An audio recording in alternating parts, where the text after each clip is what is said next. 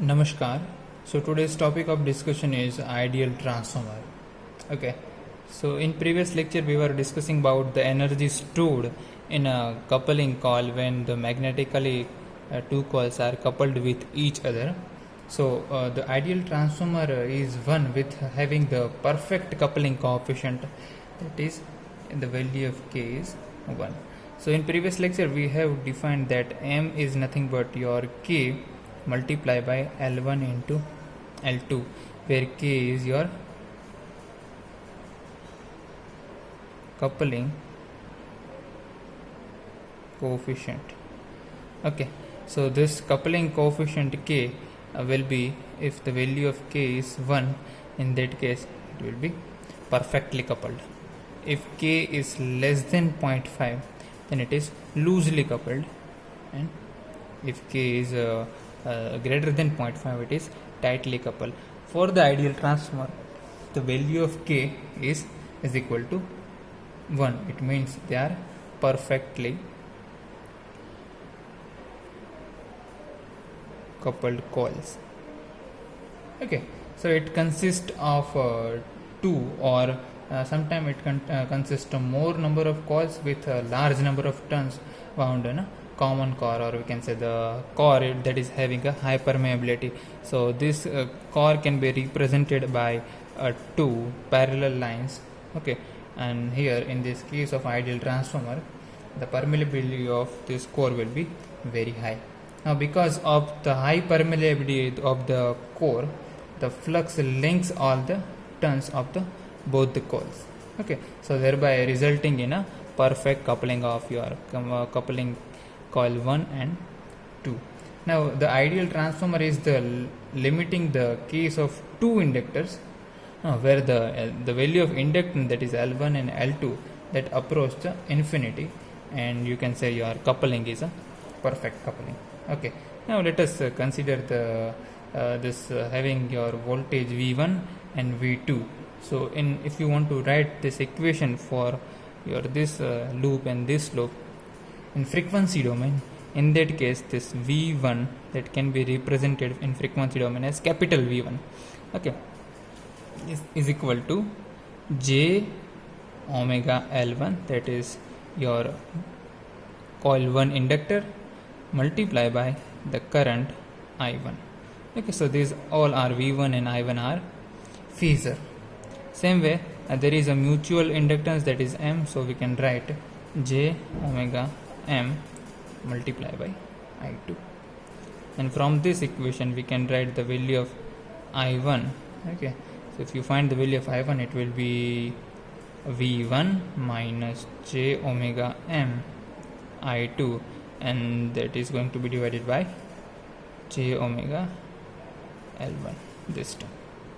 Okay, same way you can write for the second loop, that is V2 is equal to J omega M I1, that is your mutual voltage, induced voltage, and self-induced voltage is J omega L2 I2.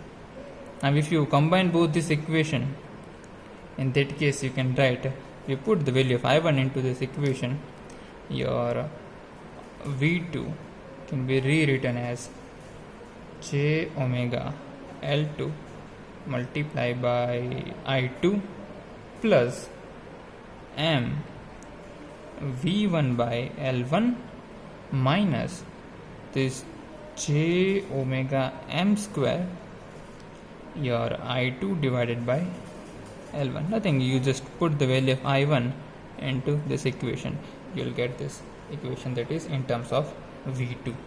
Okay, now one term that we have already discussed, that M is equal to K multiply by L1 into L2 in the square root of. Now for an ideal transformer, the value of K is 1, that is why we can say your M is nothing but under root L1 into L2. So you just put the value of M into this equation, and this equation can be written as V2 is equal to J omega L2 I2, as it is, because there is no M in this equation. Okay, in place of M, L1 into L2 V1 divided by L1 minus j omega. Here it is m square, that is why if you just square both the side, in that case it will be L1 into L2 multiply by I2 divided by L1. Okay, so now if you simplify this equation, this L1 and L1 is going to cancel out. This L1 is also can be represented as under root L1 multiply by under root L1. So this under root L1 and this under root L1 also going to be cancelled out. In that case, V2 can be rewritten as your what you call under root L2 L1 multiply by V1, because here you can see j omega L2 I2, j omega L2 I2, this will be cancelled out. Okay. So ultimately you will have the V2 is equal to under root of L2 by L1 multiplied by V1, and this term can be also written as n. So we can say V2 is nothing but n V1. Okay, and this term n is known as a turns ratio. Okay, so the value of L1, L2 and L1, L2 and m, it tends to infinite, so such that your n remains constant, okay, or the same. So the coupled coil become an ideal transformer. So for an ideal transformer, the value of L1 and L2 and m should be tends to infinite. So if your value is low, in that case this could not be the ideal transformer. For ideal transformer, it should be a very high value of L1, L2 and m. So these are some properties of ideal transformer. So the first is very clear. From this we can write your poles have very high inductances.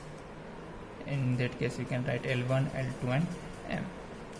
Okay, the second thing is that your coupling coefficient should be equal to 1. So your k is equal to 1 is second properties, and you are assuming that your primary and secondary coils are the lossless. Okay, simply you can say your value of R1 and value of R2 is nothing but 0. So this 3 should be the properties of your ideal transformer.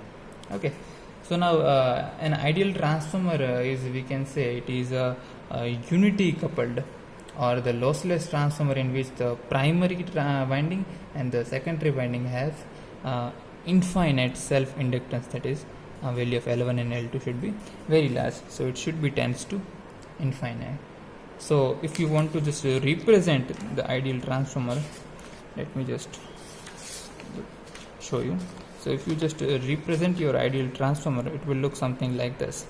Okay, let's say this is figure number 1, ideal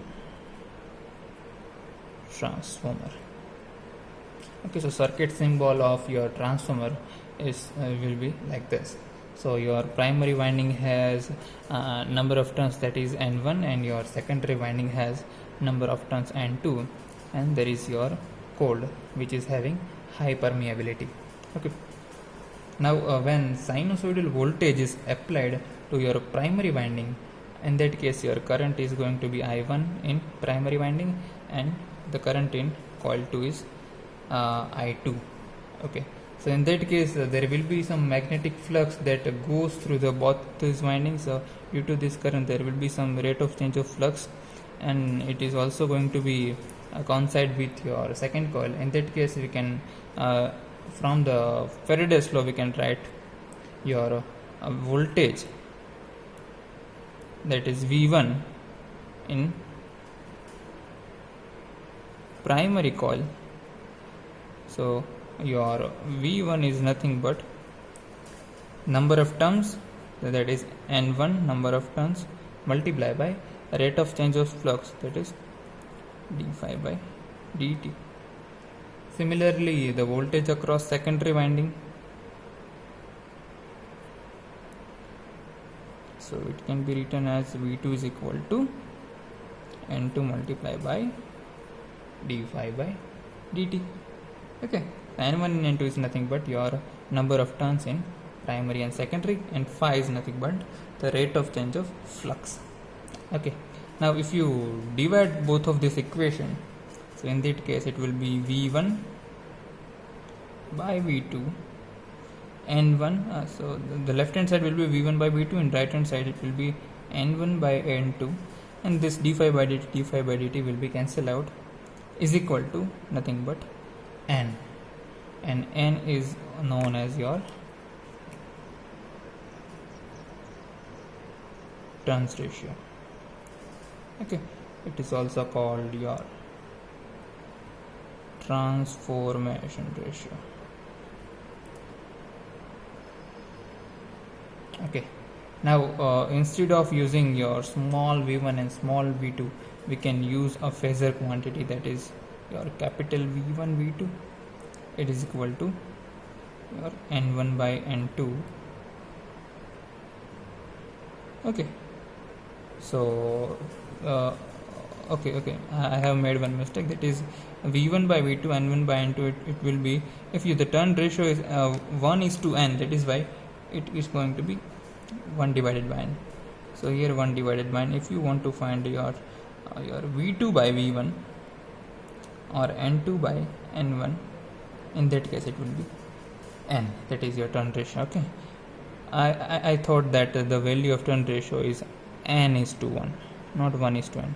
That is why I have considered this case. But for 1:n, it will be your V1 by V2 is equal to 1:n. If you write V2 by V1, it will be n only. Okay, so just make sure your turn ratio is 1:1 or n:1.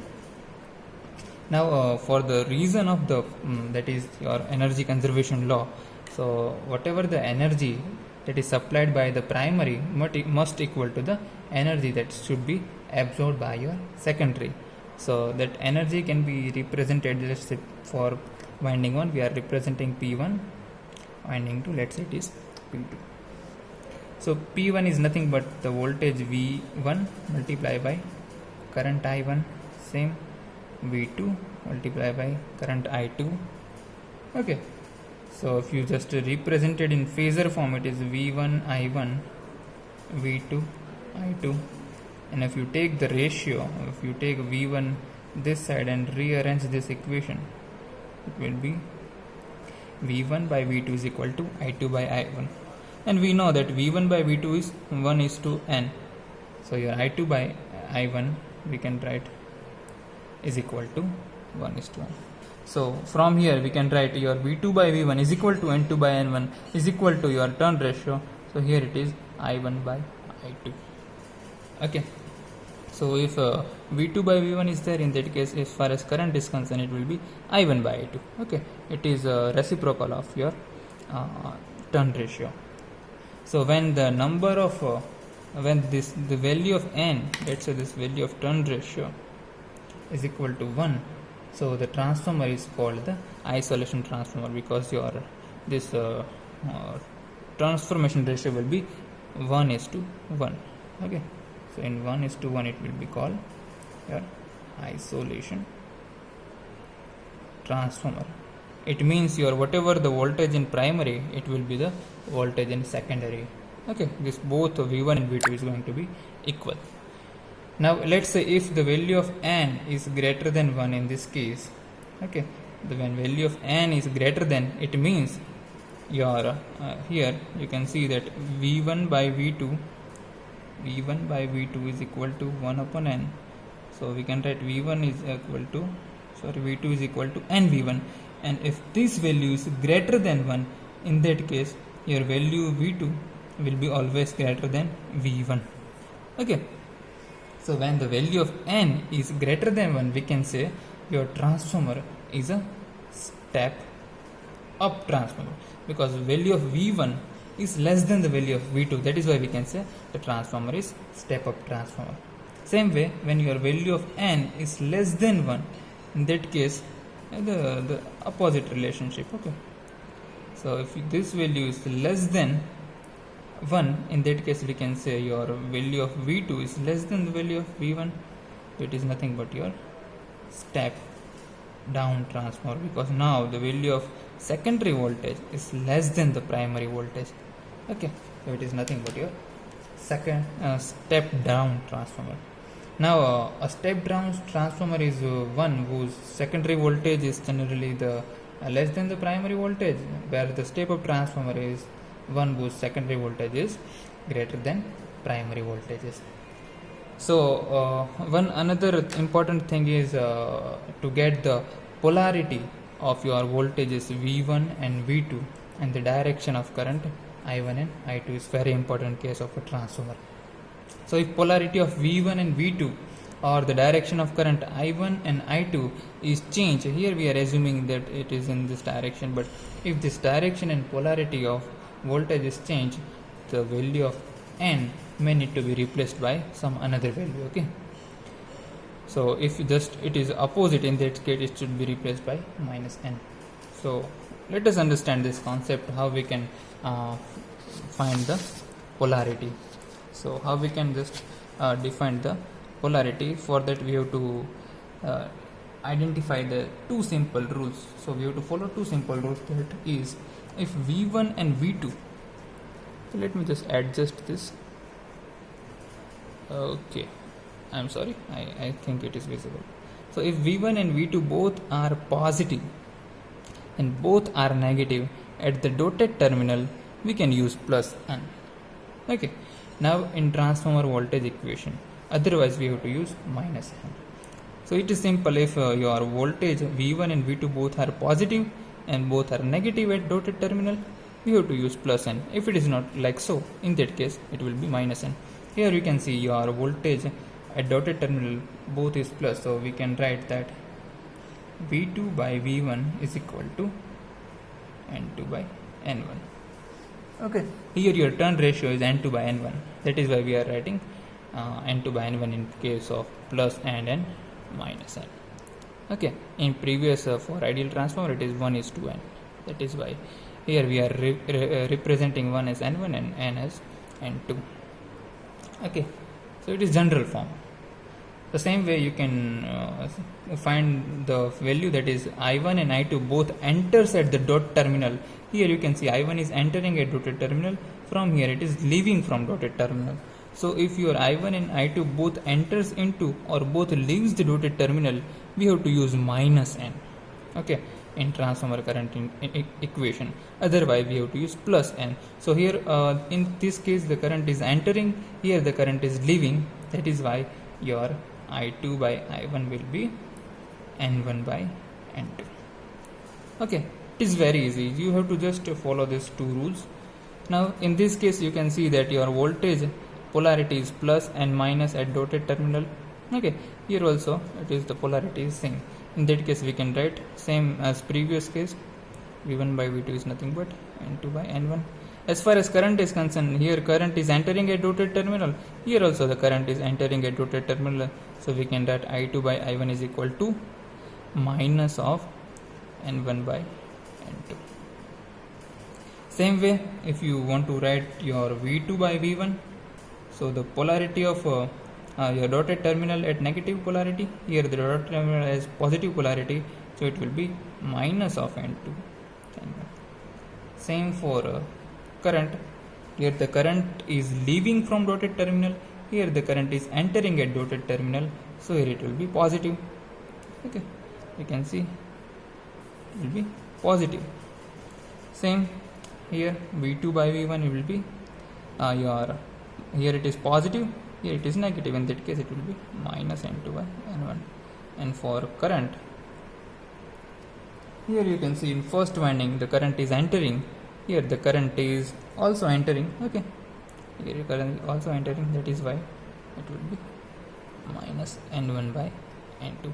So you might know that have an idea how to define the transformer polarity. Okay, so using the transformer voltage and the current transformation equation, we can represent this phasor V1 and in terms of a V2 and the current I1 in terms of a I2. Okay, let me just tell you what I am talking about.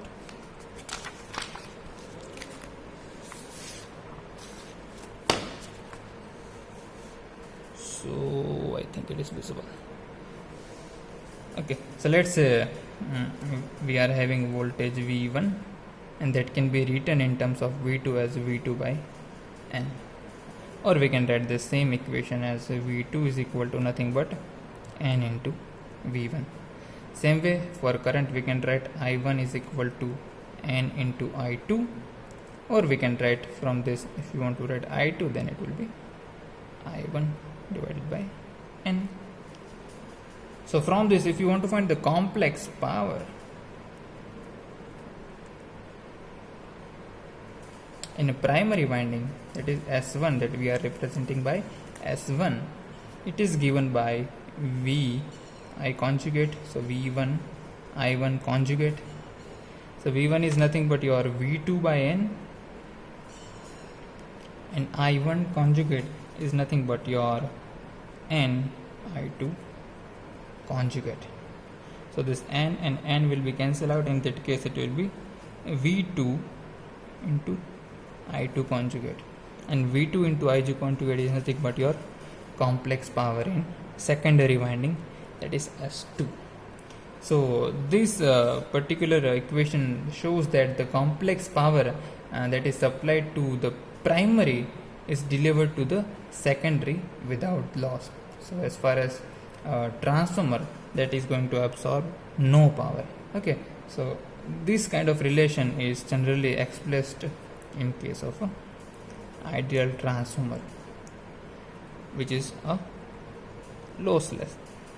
Okay, here you can see that complex power that is going to be supplied, it is going to be absorbed at your secondary winding. So your this kind of structure is known as a ideal transformer, because here we have shown that we have lossless transformation of power from primary to secondary. Okay, so this is all about your ideal transformer. Now if you want to find the input impedance, that is your Z IN, it can be given by your voltage V1, okay, voltage in primary winding divided by the current in primary winding. Okay, so Z in is equal to VI by I1. So now you can write this V1 and I1 in terms of V2 and I2, and if you do so from this equation V1 and I1, if you do so, this N and N will be N square. Okay, so it will be 1 upon N square V2 by I2. Okay, now we know that this 1 upon N square is okay, but V2 by I2 is nothing but the value of your ZL, or we can say your output impedance. Okay, so if you just put here, so Z in is nothing but 1 divided by N square ZL. So your relation of Z in upon ZL, it means your Z1 to Z2 is 1 is to N square. Okay, the same way you can write your N2 by N1 is equal to V2 by V1 is equal to I1 by I2 is equal to your Z2 by Z1 is equal to, here it is 1 upon N, but in this case not equal, but it will be 1 upon N square. Okay, if it is Z1 by Z2. So these relationships are very important. Now this ZIN is also called a reflected impedance, also called reflected impedance, because it appears as it the load impedance is referred to the primary side, so it is also called a reflected impedance. And this ability of the transformer and to transform the given impedance into another impedance. So this kind of ability to transform the given impedance into another impedance, that is provide us a means of impedance matching, or we can say to ensure that the maximum power is going to be transferred. Okay, to ensure the maximum power transfer. Okay, so with this we are closing today's topic, that is ideal transformer. From the next lecture we are going to start the new topic. Thank you.